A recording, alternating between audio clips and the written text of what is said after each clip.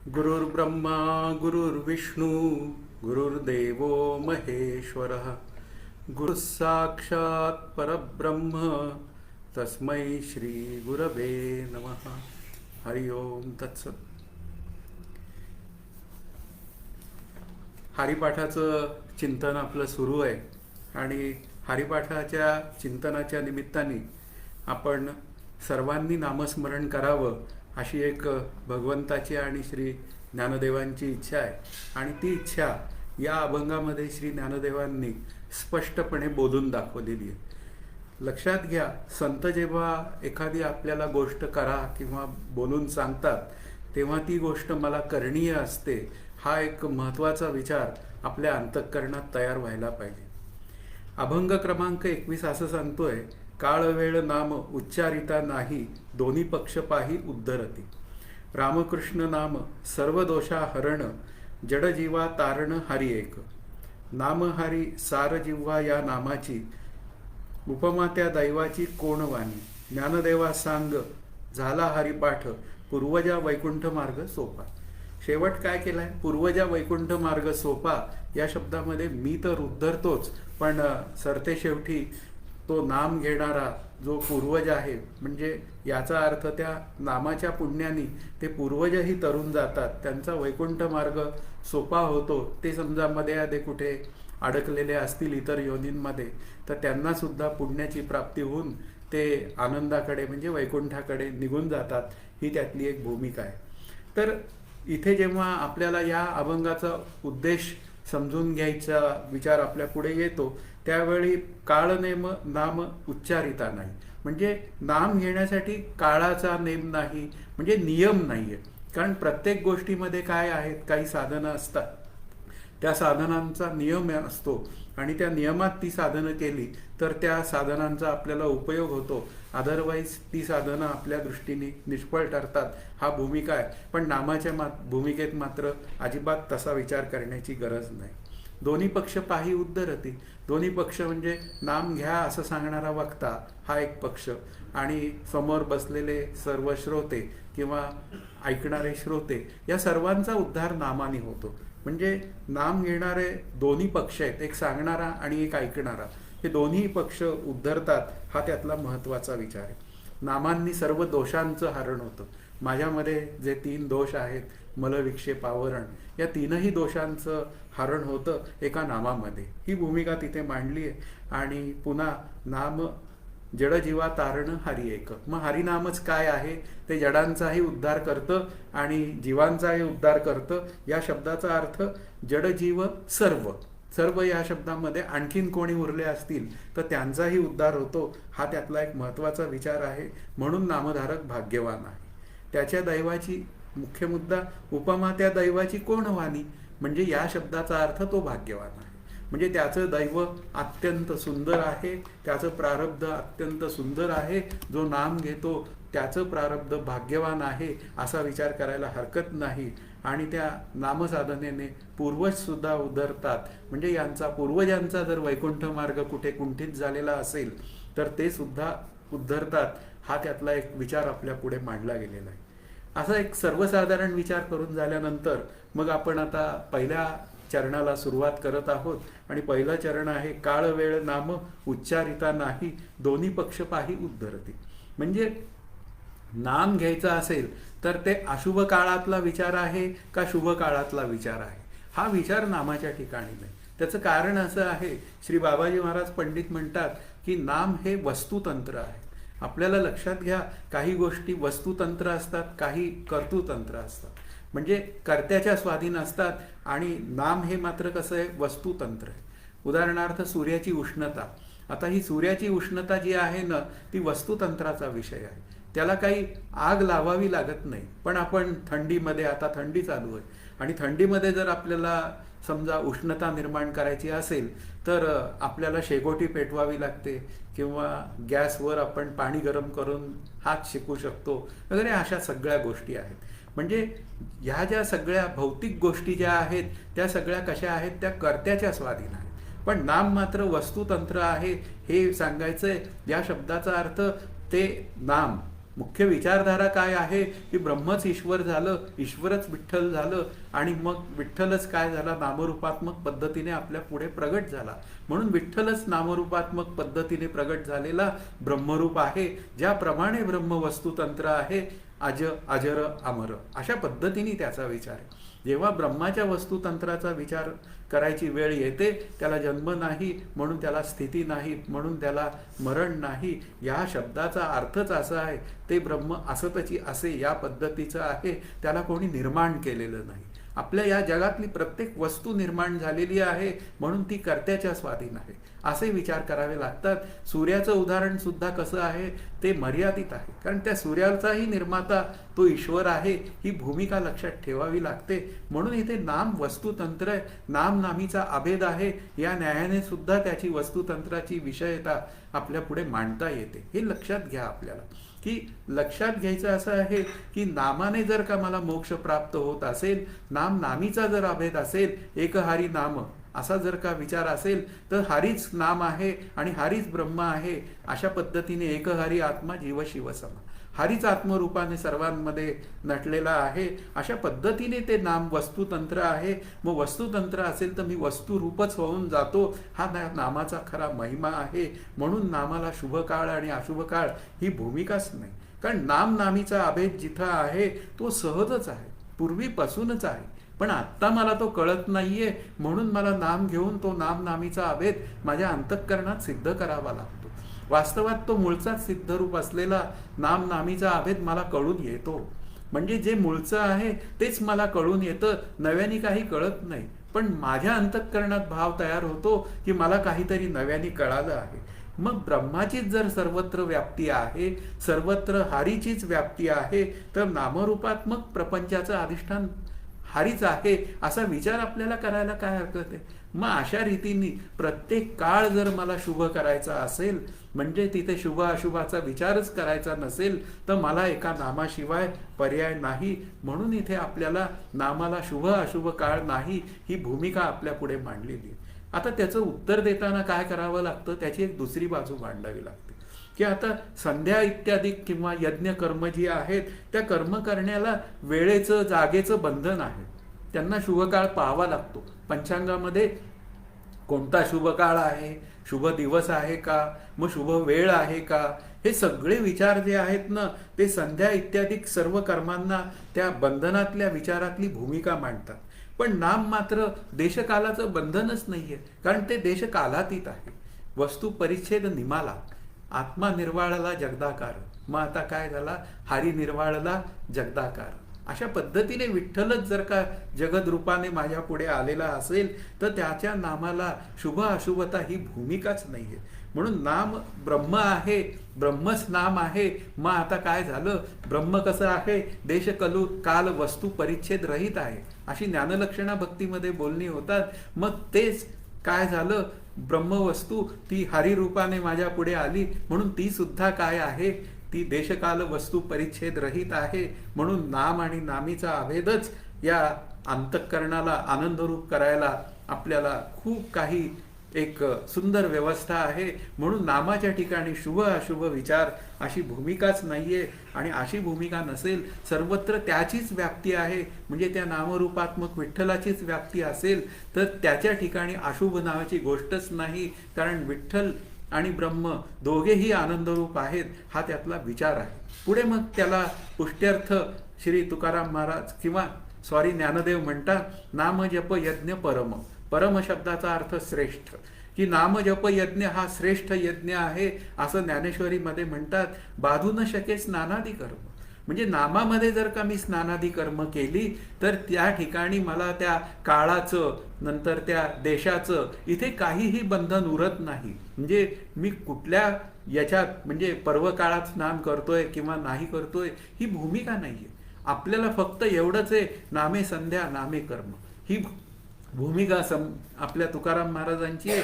त्या नामातनं मी जेव्हा स्नानादी सगळी कर्म करतो, त्यावेळी त्याचा कर्माचा कुठलाही माझ्या दृष्टीने अपशकून किंवा त्याचं अशुभता माझ्या अंतःकरणामध्ये उरत नाही. नामे पावन धर्माधर्म, म्हणजे पाप पुण्य जर का माझ्या हातनं होऊ नये असं वाटत असेल तर प्रत्येक कर्म मी ईश्वरार्पण बुद्धीने केलं पाहिजे आणि प्रत्येक कर्म मी नामात केलं पाहिजे आणि नामात कर्म करून ते ज्याचं नाम मी घेतोय त्या विठ्ठलाला ते अर्पण केलं पाहिजे.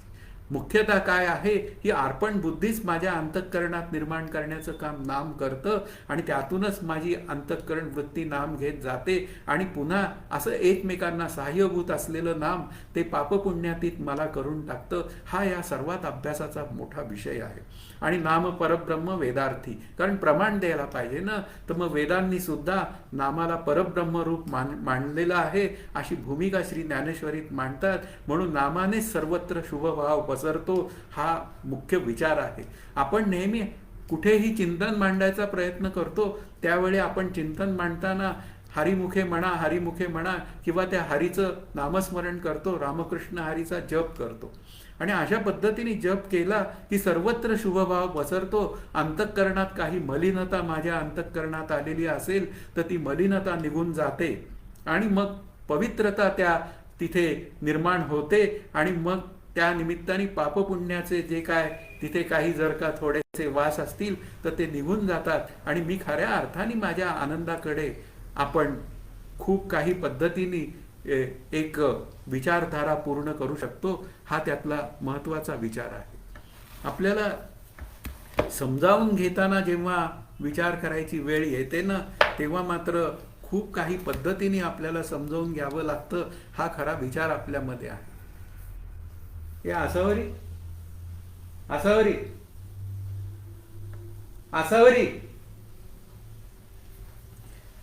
म्हणून आपल्याला जेव्हा नाम घेण्याचा विचार करायची वेळ येते तेव्हा मात्र काय आहे आपल्याला समजून घ्यावं लागतं की अरे चाललेलं जे नामस्मरण माझं आहे ते संतांच्या म्हणण्याप्रमाणे चाललेलं आहे की नाही.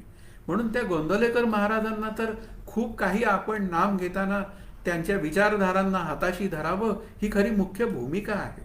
श्री गोंदवलेकर महाराज म्हणतात नाम परमात्मा स्वरूपच आहे, म्हणजेच आपल्याला नाम नामीचा अभेद आहे असं श्री गोंदवलेकर महाराज त्यांच्या प्रवचनातनं आपल्या पुढे मांडतात. पुन्हा नामस्मरणाचा एक उपयोग आहे की नामस्मरणाने एकाग्रता येते.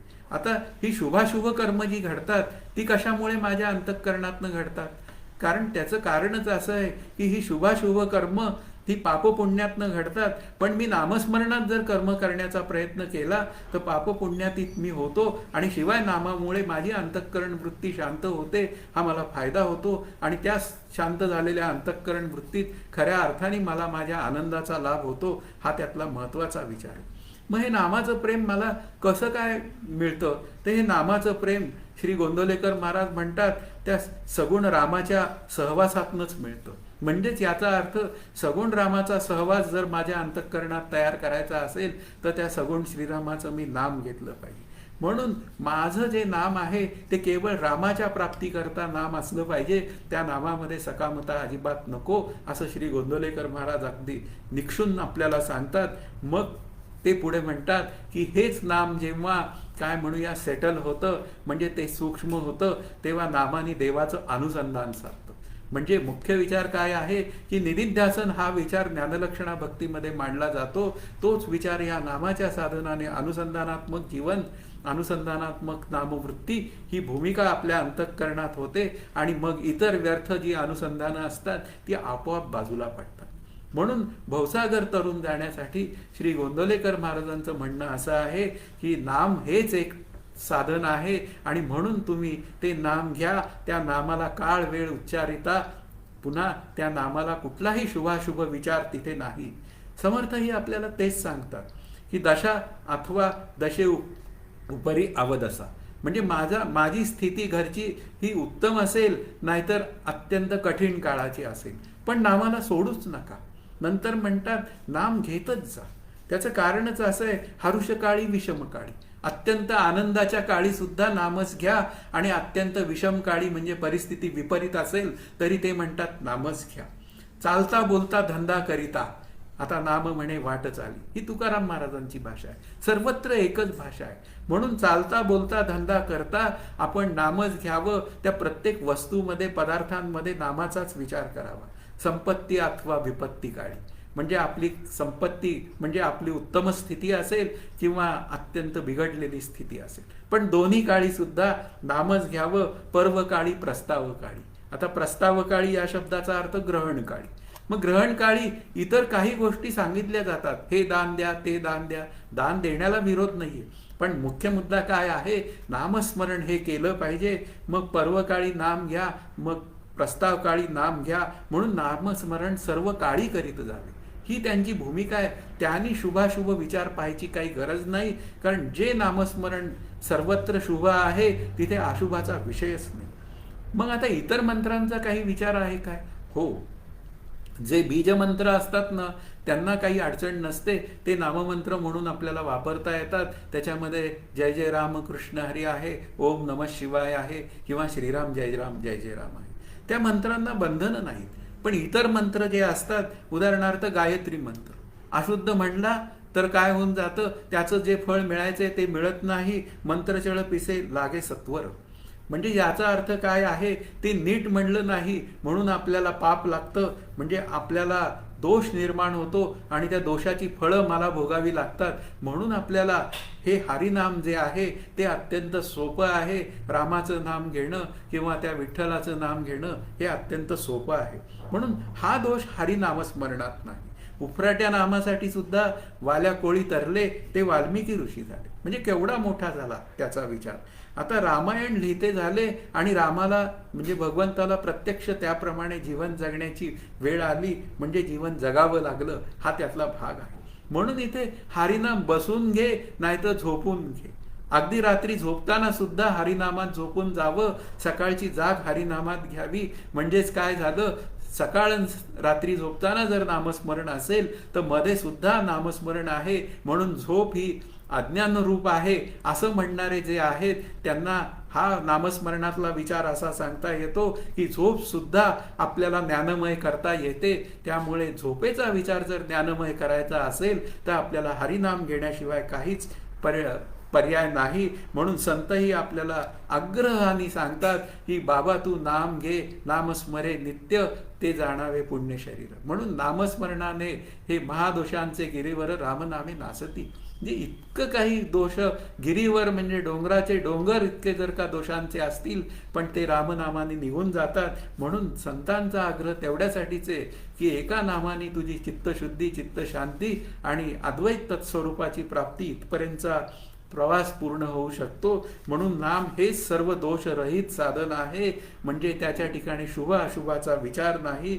खरे पाहायला गेलं तर ज्ञान म्हणजे नामसाधनेमध्ये साध्य साधन भाव संबंध नाही, मानला तर कल्पित रूपाने मानावा लागतो. म्हणून अभेद दृष्टी हीच खरी नामाची दृष्टी आहे, हा एवढा विचार करायला हरकत नाही. मग पुन्हा तुकाराम महाराजांचं एक प्रमाण मला मिळालं, ते सांगतायत, न लागे पहावी उचिताची वेळ. या हरिपाठाच्या शुभाशुभ वेळेला जी विचारधारा मांडली ना ज्ञानदेवांनी, की तिथे शुभाशुभ धर्म हा विचारच नाही नाम घेण्याच्या ठिकाणी. न लागे पहावी उचिताची वेळ. नामासाठी कोणती उचित वेळ आहे, अनुचित वेळ आहे ही भूमिकाच नाही. शुभाशुभ पाहता भावना राम झाली. म्हणजे राम राम राम असं नामस्मरण करता करता भावना या शब्दाचा अर्थ माझी अंतःकरण वृत्ती रामरूप झाली असं समर्थ म्हणतात. म्हणजे केवढा मोठा हा विचार आपल्या पुढे येतं. आणि मग पुढे म्हणतायत श्री तुकाराम महाराज, राम म्हणे भोगी त्यागी, कर्म न लिंपे तयासी, राम म्हणे नित्य, तो जाणावा जीवन मुक्त. म्हणजे इथे शुभाशुभ धर्माचा विचारच नाही. व्यावहारिक जगात व्यग्र होऊन भटकणारं मन हे जर आपल्याला शांत करायचं असेल तर ते नामस्मरणाने शांत होतं आणि हळूहळू त्या नामाचा महिमा आपल्या अंतःकरणावर इतका त्याचा मुलामा आपल्या अंतःकरणावर चढतो की मी नामरूप होऊन जातो. लक्षात घ्या, नाम हे आपल्या अंतःकरणात सिद्ध झालं पाहिजे. याचा अर्थ ते सहजावस्थेतील नाम माझ्या अंतःकरणातनं स्फुरलं पाहिजे. इथपर्यंत मला नाम घेतलं पाहिजे आणि मग आपल्याला नाम घ्यायची आवश्यकता उरत नाही. तो हरीच माझं नाम घेतो असा विचार आपल्या पुढे येतो. असे हरिनाम आपल्याला आपल्या अमंगल वर्तनाला मंगल करणारे आहे. मग कर्माचं फळ ज्ञानाचं फळ, योगाचं फळ हे साधन करणाऱ्याला कष्टदायक आहे. ते करून त्याला जेवढं फळ मिळतं तेवढंच फळ मला नामसाधनेतनं मिळतं. म्हणून इथे आपल्याला या नामसाधनेची महती आपल्या पुढे श्री ज्ञानदेवांनी मांडली आहे. ती केवळ हरिमुखे म्हणा, हरिमुखे म्हणा एवढ्या म्हणण्याने सिद्ध होते. म्हणून नाम घेणारा म्हणजे स्वतः वैखरी वाणीनी जो नाम घेऊन सर्वत्र नामाचा विचार मांडतो, म्हणजे विचार करतो, त्याप्रमाणे तो स्वतः तर उद्धरतो, पण त्याचं नाम घेणं वैखरी वाणीनी चाललेलं पाहून समोरील व्यक्तीसुद्धा नामस्मरण घ्यायला लागतात आणि त्या व्यक्तीसुद्धा नाम घेऊन उद्धरतात. हा नामाचा मोठा फायदा आहे. म्हणून नामाने वक्ता तर तरतोच, पण तसेच नामकीर्तनाचा घोष करणारा श्रोताही तरतो. असा दुहेरी फायदा, 2 in 1 अशी भूमिका आपल्या पुढे मांडली गेलेली आहे. आता पुढचं चरण जे आहे ते रामकृष्ण सर्व दोषा हरण, जडजीवा तारण हरी एक. आता ह्या रामकृष्ण सर्व दोषांचं हरण करतं. माणसामध्ये प्रामुख्याने 3 दोष असतात. एक दोष आहे मलदोष, म्हणजे पाप करण्याची वृत्ती. आता पाप करण्याची वृत्ती घालवायची असेल तर मला निष्काम कर्म करावं लागतं. आणि मग निष्काम कर्मामध्ये कशा कशाचा समावेश आहे, तर त्या हरिनामात केलेलं कर्म हे निष्काम आहे. हरीला अर्पण केलेलं कर्म निष्काम आहे. म्हणजेच काय झालं, त्या नाम घेता घेता त्या हरीची प्रेमवृत्ती म्हणजे हरीशी प्रेम इतकं आपलं वाढतं की ते प्रत्येक कर्म मी त्या हरीला अर्पण करतो. अशा रीतीने हरी माझा म्हणजे हरिनाम हे माझा मलदोष घालवतो असा एक विचार मांडता येतो. त्याच हरिनामाने विक्षेप दोष जातो, म्हणजे चित्तातील चंचलता जाते. आता मी जर का हरी नाम घेतलं, एकनाम हरी द्वैतनाम दुरी. आता दुरी या शब्दाचा अर्थ द्वैतामध्ये काय आहे, विक्षेप दोष आहे, चित्तातील चंचलता आहे, व्यग्रता आहे. द्वैत सत्यत्व बुद्धीमध्ये व्यग्रता आहे. पण मी हरीचं नाम घेतलं तर मी हरीशी एकरूप होतो. हरी आनंद रूप आहे म्हणून मी सुद्धा आनंद रूप राहतो. म्हणजे माझ्या चित्तातील चंचलता जी आहे ती हरिनामाने जाते आणि पुन्हा मुखी नाम हाती मोक्ष या न्यायाने हरिनामाने आवरण दोष सुद्धा निवृत्त होतो. त्या नाम घेण्याला इतकी सहजता येते की त्या नामातनं माझी अंतःकरण वृत्ती उद्धरून जाते. म्हणजेच मी आनंदाशी एकरूप होतो. म्हणून रामकृष्ण सर्व दोषाहरण म्हणजे रामकृष्ण नाम हे घेणं जे आहे ते सर्व दोषांचं हरण करतं. मानवाच्या ही भूमिका आपल्याला लक्षात येते. मग आता पुढे म्हणतात जडजीवा तारण हरी एक. म्हणजे नाम घेण्यामध्ये मनुष्य प्राणीच तरून जातात. तर मग या भोगयोनीतील लोकांचा काय आहे की भोगयोनीमध्ये केवळ पाप जे केलेलं आहे ते केवळ भोगायचंय एवढाच विचार तिथं आहे. कुत्र्या मांजरांच्या जीवनामध्ये काय आहे, त्यांना कुठलं स्वातंत्र्य नाहीये. त्या जीवनातला भोग भोगायचा आणि पुढच्या जन्माला जाऊन मिळायचं. अशा पद्धतीने भोग सरत जातो आणि जेव्हा पापपुण्य समान होतात तेव्हा मला माझ्या स्वरूपाकडे जाण्याचा विचार करता येऊ शकतो. पण लक्षात घ्या, इथे मात्र जडजीवा तारण हरी एक ही भूमिका आहे. त्यामध्ये गजेंद्र मोक्ष कथा आहे. आणि गजेंद्र मोक्ष कथा काय सांगते की प्राणी सुद्धा नामाने तरून जातात. अहो त्यांनी भगवंताचं एकदाच नाम घेतलं. अहो त्या गजेंद्रनी असं म्हटलं, हरी आता मी संकटात सापडलेलो आहे, मगरीनी माझा पाय धरलेला आहे, तुम्ही मला सोडवा. आणि गजेंद्रचा काय झालेला आहे, त्याला त्या मगरीच्या पायातनं सोडवलेलं तर आहे, पण गजेंद्राला मोक्ष दिलेला आहे. ही हरीच्या एका नामामधनं घडलेली गोष्ट आहे. म्हणून मनुष्य प्राण्यांमध्ये हे सत्वगुणी मनुष्य जे असतात ते तरुण जातातच, यात वादच नाही. सुदामा महाराजांचं उदाहरण घ्या, ते भक्त आहेत आणि ते तरुणच गेले. केवळ कृष्ण नामाने ते तरुण गेले. पण तसाच आजामेळासारखा अभक्त म्हणजे आजामेळासारखा अभक्त शेवटी एक नाम घेता झाला आणि त्याला तिथे विष्णुदूत आले आणि यमदूतांना सांगितलं की हे सगळं कुठे नेणारं व्यक्तिमत्व आहे, त्यांनी मरताना हरिनाम घेतलंय, त्याला आता आम्हाला वैकुंठाला नेण्याशिवाय दुसरा पर्याय नाही, कारण हरीची ती आज्ञा आहे. अशा पद्धतीने अभक्त सुद्धा तरुण जातो, तर भक्त तरुण गेला नाही तर नवल काय. म्हणून जडजीवा तारण हरी एक म्हणजे हरी नाम एक, हा त्यातला विचार आहे. मग आता तुम्ही म्हणाल वृक्षादिकांचं काय, असाही प्रश्न विचाराल की तसेच त्यामध्ये जड वृक्षादी पाषाणादिकांचा जो विचार आहे तो विचार बरोबर आहे का ते बघावं लागतं. म्हणजे जडवृक्षादी पाषाणादिकांचा सुद्धा विचार बरोबर चाललेला आहे. म्हणून रामाने जेव्हा जड जीवांचा विचार करायची वेळ येते तेव्हा आपल्याला लक्षात ठेवावं लागतं, रामनामाचं नाम लिहिलं, राम नाम असं नाम लिहिलं, जय श्रीराम त्याच्यावर लिहिलं आणि ते दगड पाण्यावर टाकले आणि ते तरले. वानरांनी ही युक्ती केली, जय श्रीराम लिहायचे, जय श्रीराम म्हणायचे आणि तो दगड पाण्यावर टाकायचं. सीतेचं हरण करणारा रावणापर्यंत जाण्याचा मार्ग हा केवळ रामसेतू बांधताना त्या जड दगडांचा तिथे उद्धार झालेला आहे. म्हणून दगड सुद्धा तिथे तरतात. ही भूमिका आपल्या पुढे आहे. आता वृक्षादिकांसाठी आळंदीतील वृक्षाचं उदाहरण देतो, आळंदीतील पिंपळ व त्यावरील पक्ष्यांचं उदाहरण देतो आणि तिथले वारकरी काय सांगतात हे पण मी बोलतो, कारण नामाचा महिमा थोर आहे. ते म्हणतात, आषाढी एकादशीच्या वारीसाठी ज्ञानदेव जेव्हा आमचे या मंदिरातनं निघतात तेव्हा मात्र आमचा पिंपळ सळसळ करतो. तो त्याचं दुःख बोलून दाखवतो की आता मला 15 दिवस केवळ त्या हरिनामावर जगावं लागणार आहे. त्या हरीची सगुण मूर्ती म्हणजे त्या ज्ञानदेवांची सगुण मूर्ती आता ती इकडे पंढरपूरला भेटायला निघालेली आहे. म्हणजे याचा अर्थ त्याच्या अंतःकरणात सुद्धा, त्या पिंपळाच्या अंतःकरणात सुद्धा त्याच्या अंतःकरणाच्या कडा थोड्याशा ओल्या होतात. म्हणजे थोडासा अष्टसात्विक भाव त्याच्यामध्ये तर एक तयार होतो. पक्षी सुद्धा थोडेसे सैरवहीर होतात. तिथले पक्षी सुद्धा निघताना थोडेसे अंतःकरणामध्ये जरा दुःखमय होतात. त्याचं कारण आहे की आता आमची आणि ज्ञानदेवांची भेटी ही महिनाभर होणार नाहीये. त्या भेटीचा आनंद अलौकिक असतो. त्याच्यामध्ये मी दुःख हा शब्द जो बोललेला आहे ना, त्या सगुण भेटीचा, विरह भक्तीचा तो विचार आहे. त्या विरह भक्तीतनं ही भूमिका अंतःकरणात तयार होते. म्हणून हे जड जीव जे काय आहेत तिथे आळंदीतले ते सुद्धा तरुण जातात. कारण पुण्यक्षेत्री जन्माला येणं आणि पुण्यक्षेत्री आपला तिथं शेवट होणं हेच खरं त्या मुक्त होण्याचं पण एक लक्षण आहे. म्हणून काशीला जाऊन प्रत्येक जण काय करतो, मरणाची अपेक्षा करतो. अरे बापरे, की काही झालं तर मरण काशीला यावं, काशीला गेलो तर मी मुक्त होतो. तसंच काही आळंदीचा विचार आहे. म्हणून नाम घेता घेता लक्षात घ्या, पापी लोक सुद्धा तरुण गेलेली आहेत. काही गणिकांची उदाहरणं आहेत. त्या गणिका तरुण गेल्याची उदाहरणं आहेत. त्या तरुण नुसत्या गेल्या नाही. मला एका गणिकेचं नाव माहिती नाही, कारण विठ्ठल दर्शनाला आपण जातो तेव्हा तिचं आधी दर्शन घ्यावं लागतं आणि तिचं दर्शन घेतलं तर विठ्ठलाचं दर्शन सफल आहे असं वारकरी सांगतात. प्रत्येक वारकरी त्या झाडाचं दर्शन घेतो आणि पुढे जातो आणि त्या विठ्ठलाच्या दर्शनाच्या आधीचा मान त्या गणिकेचा मान आहे.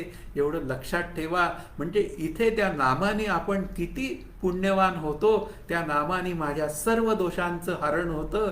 मग जडजीवा तारण हरी एक. अशा पद्धतीने इथे पापपुण्याचा विचारच नाही.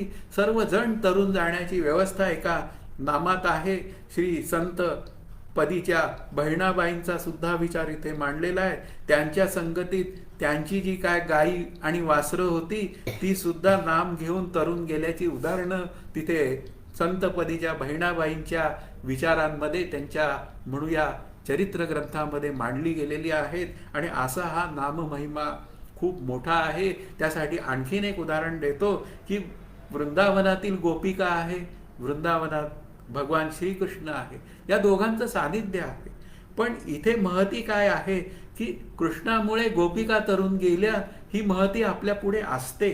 पण इथे मात्र तिथले जे पाषाणाधिक किंवा वृक्षाधिक जे काय मंडळी आहेत ते पण काय म्हणतात की अशा गोपिका भगवत भक्त म्हणजे श्रीकृष्ण भक्त गोपिकांच्या सन्निधात राहण्याची आम्हाला सतत संधी मिळावी आणि ही संधी आम्हाला मिळाली आहे. म्हणून आम्ही वृक्ष पाषाणाधिक अत्यंत भाग्यवान आहोत अशी एक भूमिका मांडलेली आहे. म्हणजे इथे काय आहे की त्या नामामुळे म्हणजेच त्या आनंदामुळे, नामामुळे मिळणाऱ्या आपणही भाग्यवान ठरू शकतो. आपल्या सर्व दोषांचं हरण म्हणजे मलविक्षेप आणि आवरण दोषाचं हरण ही भूमिका आपल्या अंतःकरणात करता येते. मग पुढे म्हणताय, जपतो हरिनामानी स्थाने शतगुणाधिका. म्हणजे एकाच ठिकाणी जर का मी नामस्मरण तीर्थक्षेत्री बसून केलं तर नाम घेणारा हा लवकर पुनीत होतो. म्हणून वारकरी आळंदीत जायची विचारधारा मांडतात, वारकरी भंडारा डोंगरावर नाम घेण्याचा विचार मांडतात, वारकरी पंढरपुरात जाऊन नाम घेण्याचा विचार मांडतो. असं हे स्थान महात्म्य पण आहे आणि नाम महात्म्य पण आहे. म्हणून आळंदी देहूत सतत पारायण चाललेली असतात. अशा पद्धतीने नामाची पारायणं चालतात, त्यांच्या ग्रंथांची पारायणं चालतात. अशा रीतीने सगुण भक्तीचा मोठा एक सुगंध तिथे तयार झालेला असतो. तो सुगंध जर मला घ्यायचा असेल तर मला सुद्धा नाम घेण्याशिवाय पर्याय नाही. म्हणून जड जीवा तारण हरी एक, सर्वत्र तारणहार जो आहे तो हरीच आहे. म्हणून इथे एक तर जागेवर बसून नाम घ्या, मग ते मोठ्यांनी घ्या, आणि मोठ्यांदा घेतलं तर मग ते ऐकणारे जे असतात माझ्यासारखे ते सुद्धा तरुण जाण्याची व्यवस्था आहे. म्हणून एके ठिकाणी संत असं म्हणतात, अतएव उच्च करी कीर्तन करिले शतगुण फल फल हय सर्व शास्त्र बोले. की अरे बाबा, की शतगुण फळ या हरिनामामध्ये आहे. मग आता काय आहे, अतएव उच्च करी कीर्तन करिले. उच्च शब्दाचा अर्थ मोठ्यांनी तू कीर्तन कर हरिनामाचं, मग ते शतगुण फल तुला पुण्यापर्यंत घेऊन जाईल. आणि ते पुण्य कसं असेल तर ते जेणे माते पाविले ते शुद्ध पुण्य, म्हणजे स्वरूपाशी एकरूप करणारं पुण्य असतं. ही भूमिका आपल्याला समजून घ्यावी लागते आणि त्यातूनच तिसऱ्या चरणाची भूमिका आपल्या पुढे येते. नाम हरिसार जिव्हा या नामाची, उपमा त्या दैवाची कोण वाली. आता त्या दैवाची म्हणजे नाम घेणारा जो व्यक्ती आहे तो अत्यंत भाग्यवान आहे. दैवाची या शब्दाचा अर्थ त्यांना भाग्यवानता श्री ज्ञानदेवांना सांगायची आहे. म्हणून नामहारी एकच सार आहे आणि त्या सार साधनेचा आपण विचार केला पाहिजे. आपण खूप काही कर्तव्य कर्मांचा विचार बोलतो, नंतर मला हे करायचंय, मला ते करायचंय म्हणतो, नोकरी करायची म्हणतो, मुलांना मोठं करायचंय म्हणतो, इतर सगळं वाचारंभण करतो, पण मात्र नाम मात्र घ्यायचं मी टाळतो. अरे हे सगळं ज्याच्या सत्तेवर आहे, ज्या ईश्वराच्या म्हणजे विठ्ठलाच्या सत्तेवर आहे, त्या विठ्ठलाला मी विसरतो. म्हणून विठ्ठलाला विसरलं की मग माझ्या अंतःकरणामध्ये सुखदुःखांची दाटी तयार होते. आणि ही सुखदुःखांची दाटी जर का मला दूर करायची असेल तर नाम हरी सार जिव्हा या नामाची, म्हणजे ज्याचा अर्थ ज्या जिव्हेने हे साररूप नाम घेतलं जातं ती या नामाची काय आहे, मोठी पराकाष्ठा आहे. तीच खरी श्रेष्ठ व्यक्ती आहे, तीच खरी श्रेष्ठ जिव्हा आहे. म्हणजे कर्तव्य कर्म करू नये अशी भूमिका आहे का? नाही. ते करता करता ती सगळी कर्तव्य कर्म नामाच्या तालावर करावीत ही भूमिका आपल्या पुढे मांडलेली आहे. समर्थ सुद्धा म्हणतात, जन्मा आलियाचे फळ काही करावे सफळ, नाही तर निर्फळ भूमिवार होय.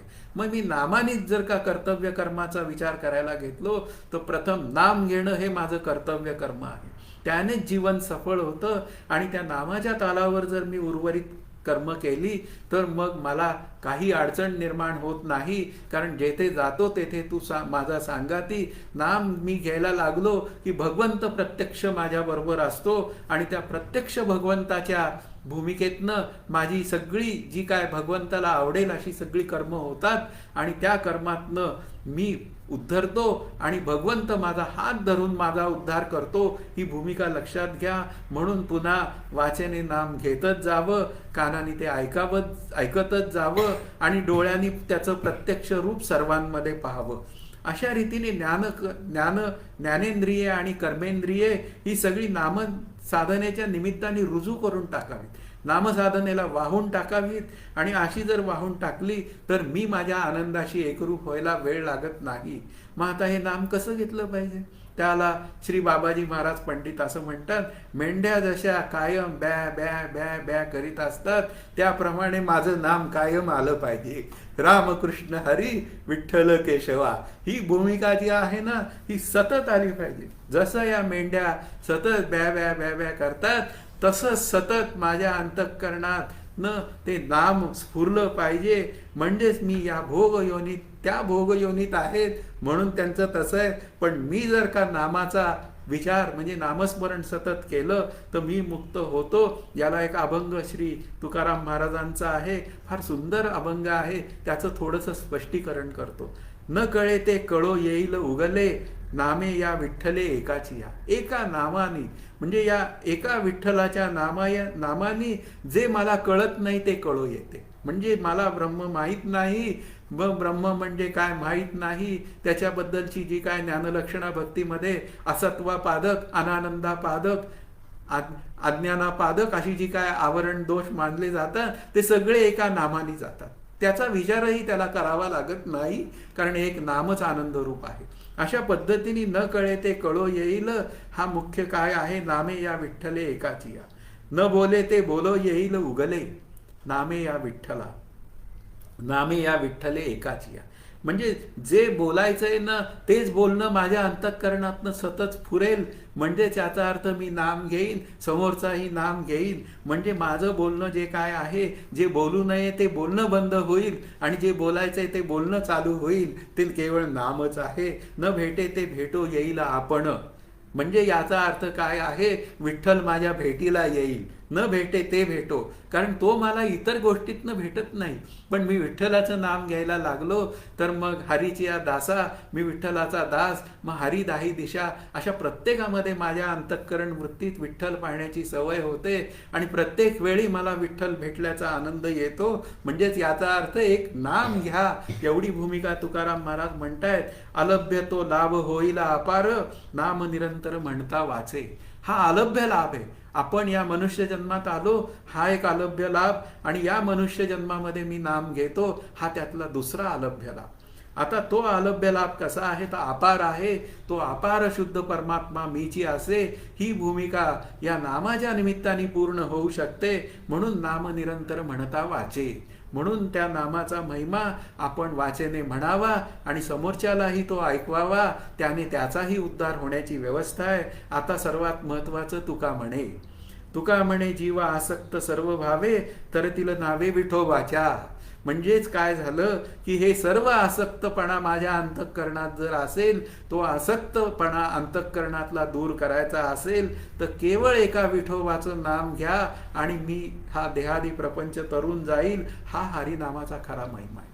अशा रीतीने हरिनामाचा महिमा आपल्या पुढे व्यक्त होतो आणि ते हरिनामाचं महात्म्य काय आहे ते कळून घ्या. हरिबुद्धी जपे तो नर दुर्लभ. म्हणजे ते कळून घ्या आणि नाम घ्या, जीवनमुक्त व्हाल. आणि न कळता नाम घेतलं तर पापक्षय होऊन क्रममुक्त व्हाल. म्हणून इथे काय आहे, नाम घेणारा समजून घेतलं तरी भाग्यवान आहे आणि नाही समजून घेतलं तरी भाग्यवानच आहे.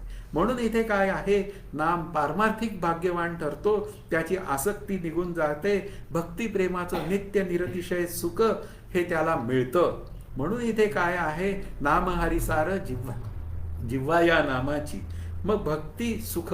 आता इथे जेव्हा बोलायची वेळ आली तुकाराम महाराजांची, त्यावेळी ते म्हणतात, भक्ती प्रेम सुख नेणवे आणि का पंडित वाचका ज्ञानी असी. आता त्याला भक्ती सुख कसं मिळणार, जो नाम घेतो त्याला भक्ती सुख मिळतं.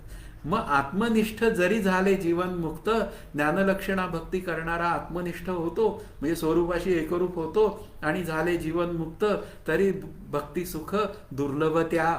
म्हणजे त्या लोकांना भक्ती सुख दुर्लभ असतं. जोपर्यंत नाम मी घेत नाही त्याप्रमाणे, त्याशिवाय मला भक्ती सुखाचं विलक्षण सुख प्राप्त होणार नाही. म्हणून हरिनामच सर्वस्व साररूप आहे. म्हणून हरिनाम घेणाराच भाग्यवान आहे. एवढा विचार आपल्याला करायला काही हरकत नाही. म्हणून अद्वैत चिंतनामध्ये हरीचं रूप आणि नाम दोन्हीही अनुपमेय आहेत. ते निरुपम आहेत. एवढंच खरं. यासाठी आपल्याला नाम हरिसार जिव्हा या नामाची, उपमा त्या दैवाची कोण वाणी.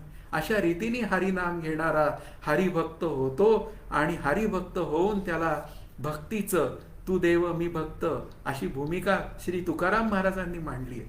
की ते स्वरूपाशी एकरूप झाले आणि हरिनाम घेत राहिले आणि हरिनामाने त्यांनी त्या विठ्ठलाचं आणि स्वतःचं एक नातं निर्माण केलं आणि त्यातून भक्ती सुखाचं वैलक्षण्य म्हणजे विलक्षण सुख त्यांनी प्राप्त करून घेतलं. हा आपल्याला महत्त्वाचा विचार आपल्या पुढे आहे.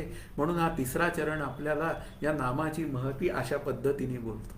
आता चौथा जो शेवटचा चरण आहे, ज्ञानदेवा सांग झाला हरिपाठ, पूर्वजा वैकुंठ मार्ग सो. आता सांग शब्दाचा अर्थ पूर्ती, हा त्यातला एक भाग आहे. की या सांग झाला म्हणजे काय झाली, हरिपाठाची पूर्ती झाली. आता पूर्ती झाली या शब्दाचा अर्थ काय आहे की हरिपाठाची पूर्ती कशात आहे, ते हरिनाम घेणं आणि हरिनाम घेऊन हरीशी एकरूप होणं, ही त्याची काय आहे, सांगत आहे असं म्हणूया. सांग शब्दाचा अर्थ अनेक सांगता येतील. म्हणून इथे आपल्याला काय आहे की हरिनामामध्ये सर्व साधनांची सांगता आहे, म्हणजे पूर्ती आहे. ही भूमिका आपल्याला लक्षात आली पाहिजे की निष्काम कर्म निष्काम उपासना.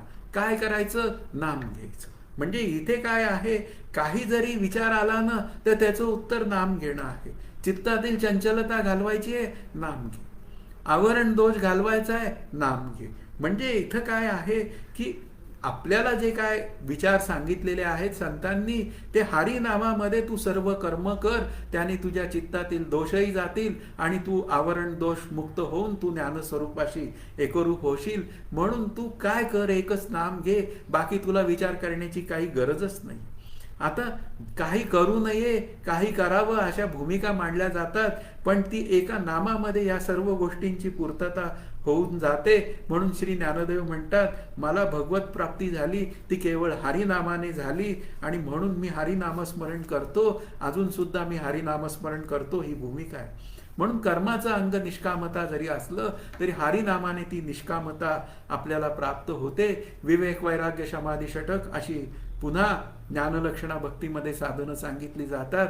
पण शमदमावरी हरी झाला, एका हरिनामामध्ये मी सगळ्या साधनांची इतिश्री करू शकतो. म्हणून सगुण व निर्गुणाची प्राप्ती एका नामातच आहे, एवढा विचार माझ्यासाठी पूर्ण आहे. पुढे असं म्हणतात, मुक्तीवरील भक्ती जाणं अखंड मुखी नारायण. आता मुक्तीवरील भक्ती जर मला करायची असेल तर अखंड मुखी नारायण, म्हणजे नाम घेण्याशिवाय मला काही साधन नाही. मग पुढे म्हणतात, यासाठी एक हरिनामच सर्व साधनांचं सार आहे, त्या हरिनामाचाच मी गजर सतत करावा.